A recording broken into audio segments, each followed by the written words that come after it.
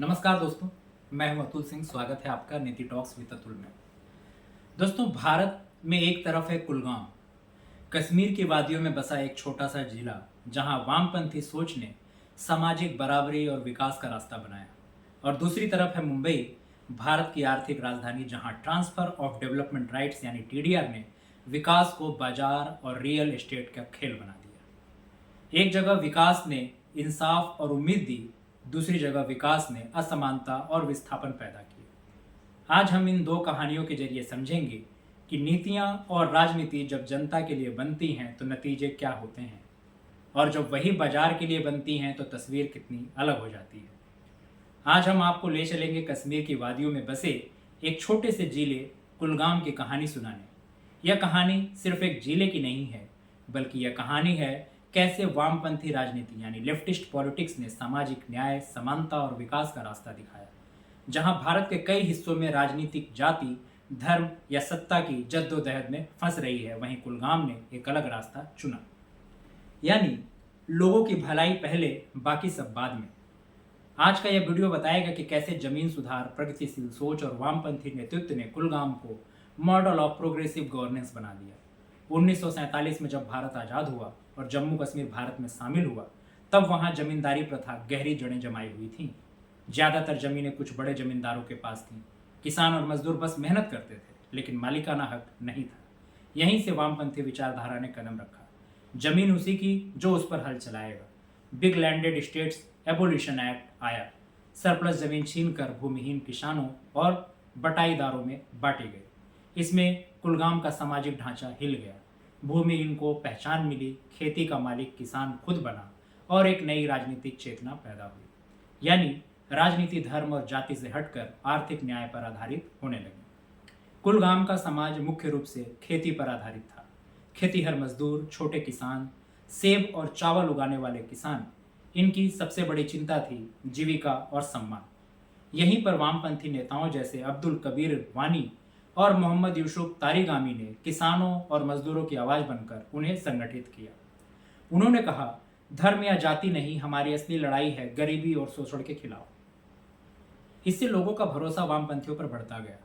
कुलगाम का मॉडल केवल राजनीतिक नारेबाजी तक सीमित नहीं रहा। शिक्षा, हर गांव में प्राथमिक और माध्यमिक स्कूल खोले गए। लड़कियों की शिक्षा पर विशेष ध्यान दिया गया। स्वास्थ्य, 200 बेड का अस्पताल बना, हर 5 किलोमीटर पर हेल्थ सेंटर खोले गए। महिला सशक्तिकरण, आंगनवाड़ी केंद्रों ने पोषण और स्वास्थ्य को बेहतर बनाया। कुलगाम ने दिखाया कि अगर नेतृत्व पारदर्शी और ईमानदार हो तो छोटे छोटे फैसले भी जनता की जिंदगी बदल सकते हैं। दोस्तों, आज जब कश्मीर का जिक्र होता है तो आमतौर पर हमें संघर्ष, अस्थिरता और आतंकवाद की खबरें मिलती हैं, लेकिन कुलगाम अलग है। यहाँ कम्युनिस्ट पार्टी ऑफ इंडिया यानी मार्क्सिस्ट CPIM का प्रभाव इतना गहरा है कि 1996 से लेकर आज तक चुनाव में यहाँ लेफ्ट की पकड़ मजबूत रही।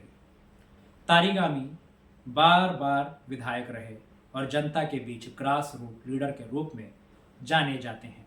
इनकी राजनीति की पहचान रही है पारदर्शिता, भ्रष्टाचार मुक्त छवि, जनता की जरूरतों को प्राथमिकता। यानी सत्ता में रहने पर भी उन्होंने धर्म या जाति को राजनीति का आधार नहीं बनने दिया।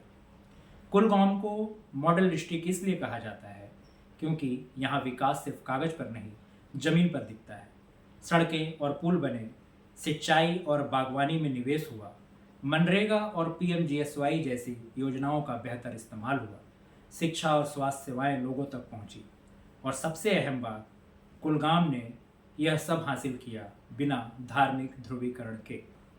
कुलगाम का लेफ्टिस्ट मॉडल हमें यह सिखाता है कि राजनीति अगर लोगों के बुनियादी अधिकारों और रोजमर्रा की जरूरतों पर ध्यान दे, भ्रष्टाचार और पक्षपात को दूर करे और जनता को निर्णय प्रक्रिया का हिस्सा बनाए, तो विकास अपने आप अस्थायी हो जाता है। दोस्तों, कुलगाम की कहानी हमें यह सिखाती है कि राजनीति केवल सत्ता हथियाने का साधन नहीं, बल्कि लोगों की सेवा करने का माध्यम हो सकती है। जहां बाकी जगह धर्म और पहचान की राजनीति हावी रही, वहां कुलगाम ने दिखाया कि समाजवाद और वामपंथी सोच भी लोगों का विश्वास जीत सकती है। यानी कुलगाम है एक प्रोग्रेसिव पाथ एक ऐसा रास्ता जो हमें बताता है कि सामाजिक न्याय, समानता और विकास केवल सपने नहीं बल्कि हकीकत भी बन सकते हैं। यह वीडियो केवल शैक्षिक और जानकारी के उद्देश्य से है। इसका मकसद किसी राजनीतिक दल, विचारधारा या व्यक्ति का प्रचार करना नहीं है। अब हम बात करेंगे मुंबई की एक ऐसी कहानी की जिसने शहर की जमीन, मकान और लोगों के बीच गहरे असमानता के रिश्ते को जन्म दिया। नाम है TDR यानी transfer of development rights. TDR सुनने में टेक्निकल लगता है, लेकिन इसके पीछे छिपा है एक बड़ा सच।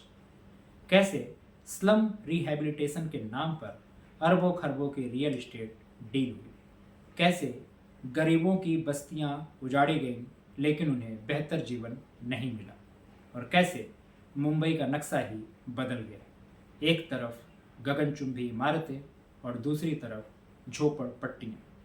TDR क्या है, क्यों लाया गया, कैसे चला और क्यों इसे अर्बन इनइक्वालिटी का सिंबल कहा जाता है। कहानी शुरू होती है 1970 से। उस समय BMC यानी बॉम्बे म्यूनिसिपल कॉरपोरेशन को सड़कों, स्कूलों और पार्कों के लिए जमीन चाहिए थी, लेकिन प्राइवेट मालिकों से जमीन लेना आसान नहीं था। तो एक फॉर्मूला बना, अगर आप जमीन हमें दे दो तो बदले में उतनी ही बिल्डेबल जगह यानी FSI कहीं और इस्तेमाल करने का हक आपको दिया जाएगा। यानी यह हक कहलाया transfer of development rights, TDR। शुरुआत में यह एक व्यवहारिक समाधान लगा। सरकार को पब्लिक यूटिलिटी के लिए ज़मीन मिली और मालिक को बिल्डिंग राइट्स कहीं और बनाने का मौका। लेकिन धीरे धीरे यह पॉलिसी टूल स्पेक्यूलेशन का गेम बन गया। 1970 में स्लम रिहैबिलिटेशन अथॉरिटी यानी SRA बनी। यहाँ सबने बड़ा वादा था, शहर से स्लम हटेंगे और हम गरीबी को पक्का घर मिलेगा। तो डेवलपर्स को कहा गया, अगर आप झोपड़पट्टी हटाकर वहाँ फ्लैट बनाओगे तो बदले में आपको स्लम TDR मिलेगा, जिससे आप कहीं और बेचकर या इस्तेमाल करके मुनाफा कमा सकते हैं। लेकिन असलियत यह रही, गांव के छोटे छोटे टेनमेंट्स मिले तो भी अक्सर अधूरे या दूर दराज इलाकों में, और डेवलपर्स ने स्लम TDR बेचकर अरबों कमाए। यानी स्लम हटाने की योजना खुद स्लम वालों के लिए मुसीबत बन गई।